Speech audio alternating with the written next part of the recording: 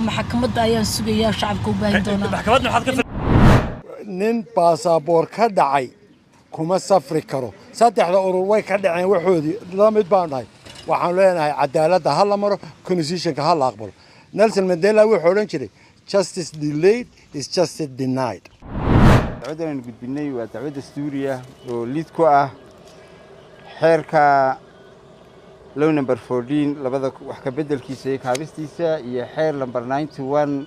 xeerka doorashada guud ah wax ka bedelkiisa iyo kaabistiisa waxaan diidanahay qodobada ay ka mid ka yihiin in 10 sano uu xisbiga liisanku isagoo ah la yiraahdo laba kaltan doorasho haddana farqada ku xigta la yiraahdo maxaan ku dhahdaaye haddii madaxweynaha muddo kordhin loo sameeyo way la kordhaysaa urur xisbiyadu marka waxa weeye maxkamadda waxaan hor taaganay in sharciga dadku codeeyeen ee lagu kala bixi lahaa in sidooda loo maro oo loo raaco aan cidnaba loogu danayn maanta qaar ka mid ah ururada siyaasadda ee Soomaaliland gaar ahaan 6 urur oo ka mid ah 10 urur ee soo baxay ayaa dacwad u gudbiyay maxkamadda dastuuriga ee Soomaaliland taasi oo ku aadan xeerarkii doorashooyinka ee dhawaan ansixiyeen ee labada gole waa wakiilada iyo guurtida haddaba afaafka hore ee maxkamadda ayaan waxaan kula kulmay qaar ka mid ah qareenadii hawshaasi ku hawlanaa iyo sidoo kale qaar ka mid ah mas'uuliyiintii ururada siyaasadda ee gudbiyay dacwadaasi ugu horeyn garyaqaan Mustafa ku soo dhaweynaya Honkable TV bal faahfaahin naga sii dacwaddan aad gudbiseen bismillaahir rahmaanir rahiim dacwaddan gudbinay waa dacwad dastuuriya oo lid ku ah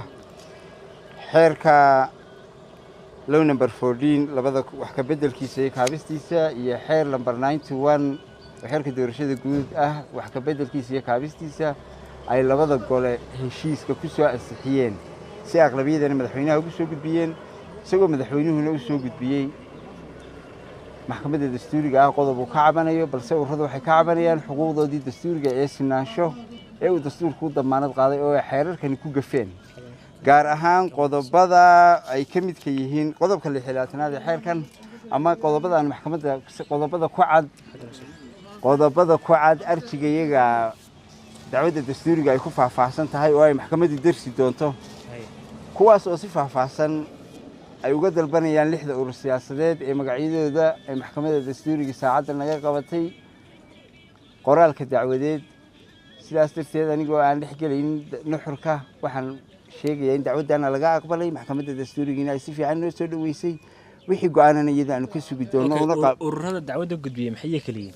waxay kala yihiin urur siyaasadeedka horseed urur siyaasadeedka hilaac urur siyaasadeedka SBB urur siyaasadeedka ogaal urur siyaasadeedka rajo iyo urur siyaasadeedka mideeye waa 6 urur siyaasadeed idinku qodobada diidantiin maxay waxaan diidanahay qodobada ay ka mid ka yihiin in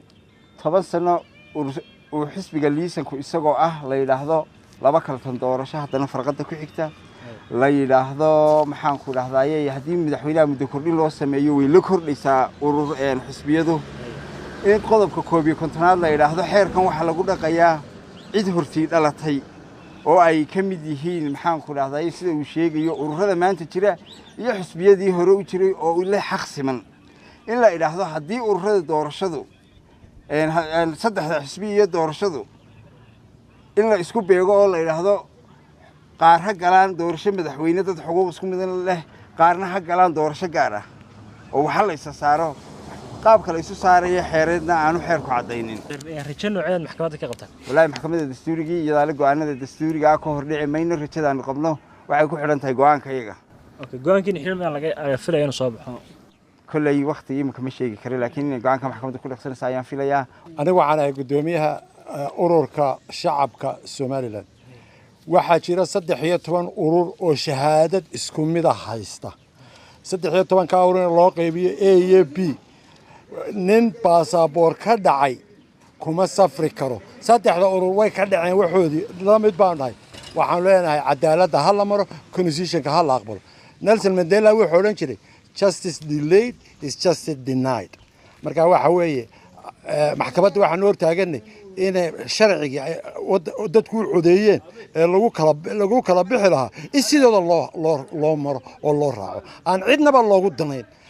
madaxweynaha ka codsanayna inuu taas sameeyo golaha baarlamaankan ka codsanayna maxkamadan ka codsanayna cid kasta oo ka codsanayna wadani baan ahay Somaliland baan ahay xaq waan u leeyahay in wax kasta u tartamo cidi diidi kartaa ma jirto guryahan dadku waan ku hadal batay go'aanka maxkamadda ayaan sugayaa shacabka u baahan doonaa maxkamadna waxaad ka filaysaa